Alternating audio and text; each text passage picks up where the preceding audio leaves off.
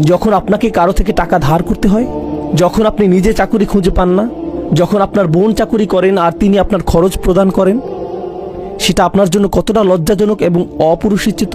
কারণ ইজ্জুর রজুল ইস্তিগনাউহু আনিন নাস, একজন পুরুষের মর্যাদা হলো সে অন্য মানুষের মুখাপেক্ষী নয়। এটা পুরুষ মানুষের মর্যাদার অংশ। আমাদের ইজ্জত যদি থাকে, আমাদের যদি আত্মমর্যাদা থাকে, যা আল্লাহ পুরুষ মানুষকে দান করেছেন, সেক্ষেত্রে এটা মৃত্যুর সমান মনে হয় যখন আপনি কারো সামনে হাত পাতেন এবং বলেন, দয়া করে আমাকে সাহায্য করুন। এটা মৃত্যুর মতো মনে হয়। এটা মৃত্যুর চেয়েও বেশি মনে হয় যে আমি দায়িত্ব নিতে অক্ষম, আমি কিছু করতে অক্ষম। এখন উম্মাহ হিসেবে আমাদের অবস্থা চিন্তা করুন। যদিও ব্যক্তিগতভাবে আল্লাহ আমাদেরকে হালাল জীবিকা প্রদান করুন এবং সর্বদা আমাদের পরিবারের দায়িত্ব বহন করার এবং মর্যাদাপূর্ণ জীবনযাপন করার সক্ষমতা প্রদান করুন এবং আমাদের সকলকে রক্ষা করুন এমন অবস্থায় পতিত হওয়া থেকে যখন আমাদেরকে অন্য কারো কাছে ভিক্ষা চাইতে হবে, আমরা আল্লাহর কাছে তা থেকে সুরক্ষা প্রার্থনা করি।